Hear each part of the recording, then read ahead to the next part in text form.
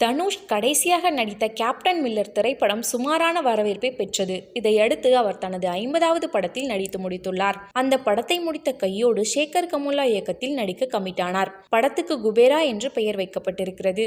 இதற்கிடையே அவர் தனது மனைவி ஐஸ்வர்யாவை பிரிந்திருந்தார். இப்போது 2 பேரும் விவாகரத்து கேட்டு நீதிமன்றத்தில் விண்ணப்பித்திருக்கின்றனர். இந்த சூழலில் தனுஷ் குறித்து பின்னணி பாடகி சுசித்ரா பேசியிருக்கும் விஷயம் பகீர் கிளப்பியிருக்கிறது.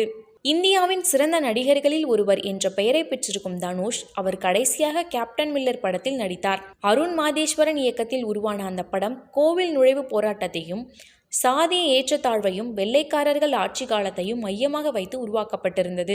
மிகப்பெரிய எதிர்ப்போடு வெளியான அந்த படம் சுமாரான வரவேற்பையே பெற்றது. முக்கியமாக கேப்டன் மில்லருக்கு போட்டியாக களமிறங்கிய சிவகார்த்திகேயன் அயலான் திரைப்படம் பொங்கல் ரிலீஸில் பந்தயம் அடித்தது. தன்னால் அறிமுகப்படுத்தப்பட்ட ஹீரோவிடமே தோற்றுவிட்டோமே என்று தனுஷ் கொஞ்சம் அப்செட்டாக இருந்தது குறிப்பிடத்தக்கது. சூழல் இப்படி இருக்க, கேப்டன் மில்லர் படத்துக்கு அடுத்ததாக அவர் தனது 50வது படத்தில் நடித்திருக்கிறார். அதனை அவரே இயக்கவும் செய்திருக்கிறார். படத்துக்கு ராயன் என்று பெயர் வைக்கப்பட்டுள்ளது. நிச்சயம் இந்த படத்தை மெகா ஹிட் ஆக்க வேண்டும் என்று போராடி வருகிறார்.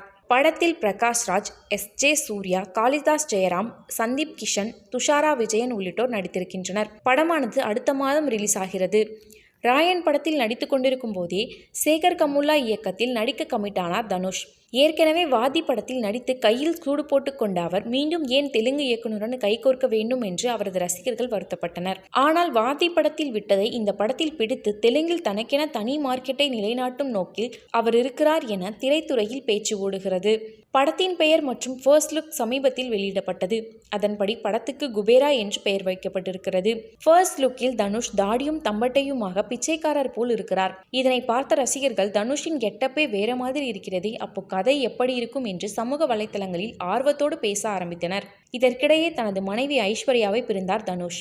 இந்த சூழலில் பின்னணி பாடகி சில வருடங்களுக்கு முன்பு சுசி லீக்ஸ் என்ற பெயரில் நடிகர்கள் நடிகைகளின் அந்தரங்க புகைப்படங்களை வெளியிட்டு புயலை கிளப்பினார். இந்த சூழலில் தனுஷ் குறித்து சுசித்ரா அளித்த சமீபத்திய பேட்டியில், என்னுடைய கணவர் கார்த்திக்கிடம் 12 வருடங்களாக விவாகரத்து கேட்டேன். அவர் ஒரு தன்பாலின ஈர்ப்பாளர். அப்படி அவர் சொல்லிக்கொண்டு வெளியே வர அவருக்கு எந்த தைரியமும் இல்லை. அவர் ஒரு தன்பாலின ஈர்ப்பாளராக இருக்கும்போது ஃபுல்லாக குடித்துவிட்டு ஒரே அறையில் அவரும் தனுஷும் என்ன செய்து கொண்டிருந்தார்கள், அந்த ரூமுக்குள் என்ன நடந்தது என்று 2 பேரில் யாராவது ஒருவர் என்னிடம் சொல்லியே ஆக வேண்டும் என்றார். சுச்சியின் இந்த பேட்டி கோலிவுட்டில் மீண்டும் புயலை கிளப்ப ஆரம்பித்திருக்கிறது.